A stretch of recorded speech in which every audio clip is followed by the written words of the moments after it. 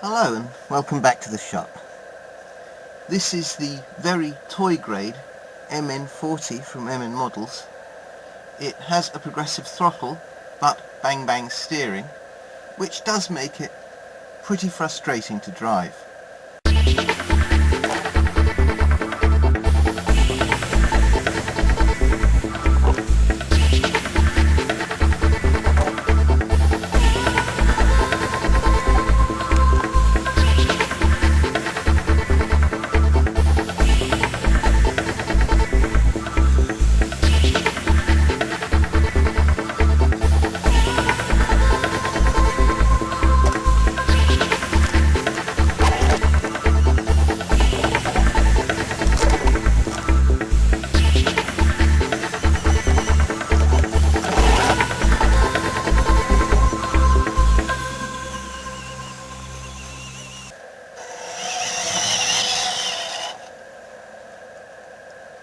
Let's sort it out a little bit. There are two things I want to do. I want to address the aesthetics and also the functionality. I'd like to make it look more realistic by dremeling out the holes around the front. I'd like to make it look less like an expedition vehicle and more like an ordinary stock Toyota Land Cruiser. And I'd also like to sort out the bang bang steering, as well as moving the centre of gravity forward quite a bit. I think my first job will be to get the body off it. Only 6 screws hold on the body, so it comes off quite easily. And that allows me to remove the stock electronics. Now it's time to take out the bang bang steering motor. After a little fiddling around, here you can see a micro servo resting on a block of wood to raise it to the right height, all connected up to the steering. Here's a quick look at how I've hooked up the steering linkage. Okay, let's install the ESC and the radio. And here's everything wired up but not yet installed. Let's just make sure it works before I go ahead and do my cable husbandry. Progressive steering.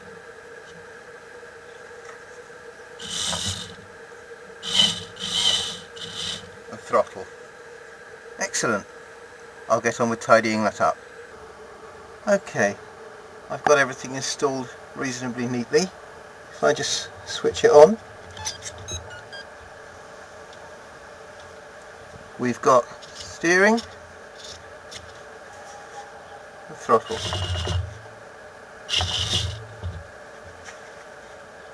Good. Now we can move on to the body. The first thing I've done to the body is to open out these 4 holes in the front. With that done, it's time to turn our attention to the back. MN Models have moulded in a door which couldn't possibly open because of this ladder, so that's got to go. Not that it matters, because I plan to remove the roof rack and the light bars anyway, simply because that's not the look I'm going for. I'm not trying to build a kitted out expedition vehicle here. Okay, the roof rack and the silly ladder have gone, and now it's time to address the overhang at the back. I don't like it. I think it's too long. Now, when I did an FJ45, I did shorten it quite drastically, which does give me a terrific departure angle. However, I shortened it so drastically that I really compromised the size of the load bed. I'm not going to go so far this time. Instead, I think I'll split the difference. Whereas last time I made my cut here, this time I'm going to do it here. Here's the first part of the process. Now to cut again. Right then.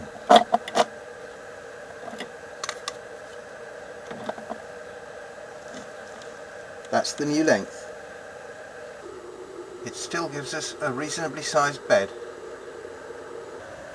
I've glued the tailgate back on, and while the glue is drying in the sun, it's time for me to cut the roof. There. I'll glue that together.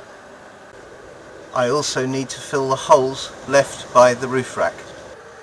I've glued it together, and actually I've been quite lucky in that I've managed to achieve a nice tight join, almost invisible. That should be relatively easy to camouflage with a bit of filler. So this is the new body length. Now to fill the holes left by my removal of the roof rack.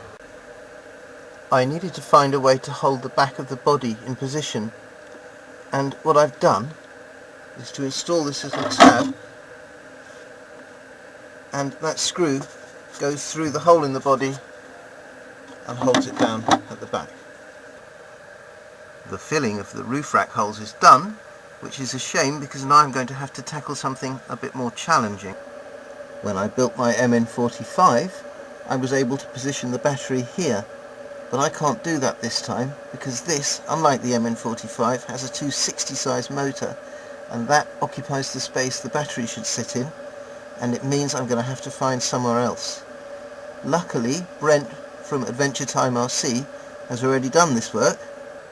He converted his car to an opening hood and placed his battery here. It looks as though I'm simply going to have to do the same. At least, although it's quite a lot of work, it will have one benefit, which is that it will keep the centre of gravity well forward.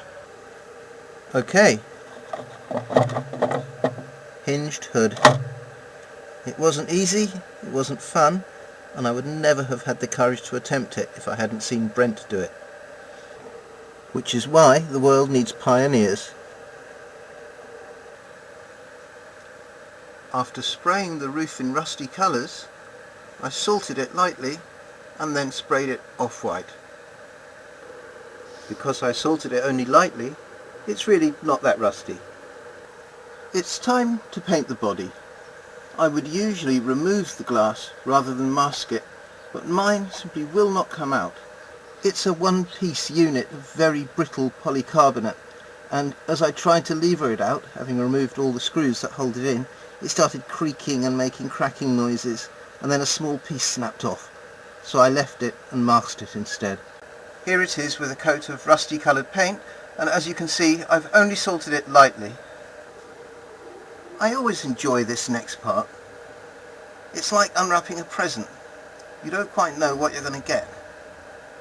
The degree of rusting is more or less consistent with what I'd already achieved on the white hardtop, so I'm quite happy with that.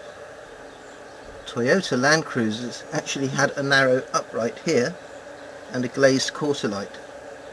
While I'm glazing the rear, I may as well do that as well. Here's the roof for the rear body with the windows glazed.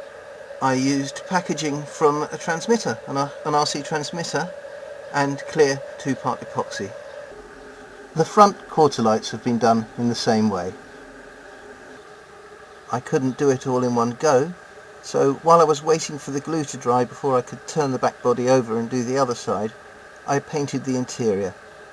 And the next thing I'll need to do will be to cut out the interior to accommodate the driver figure. The seat will need lowering, and I'll have to cut a hole for his feet to poke out. Though this isn't the driver figure I actually plan to use, he's still on order, we can see that now he can stick his feet out through the floor and he's sitting low enough in the seat. To get the driver to fit into the interior, I did have to shorten the steering column and raise the point where it's mounted by about ½ an inch or 15mm. With the driver ready to go, I moved on and tidied up some details around the body. I slightly rusted the mirrors and glued a reflective surface to them, then painted the turn signal indicators orange, the grille surround white, and fitted a proper metal grille. I've also made one other change to the body. This is my RC buddy Dave. Dave has quite a few RC cars, including this really nice Wheelie King. I haven't seen him since the end of last summer, when we took his Wheelie King down to the beach. At the end of that day he gave me a small gift. It was this tow hitch.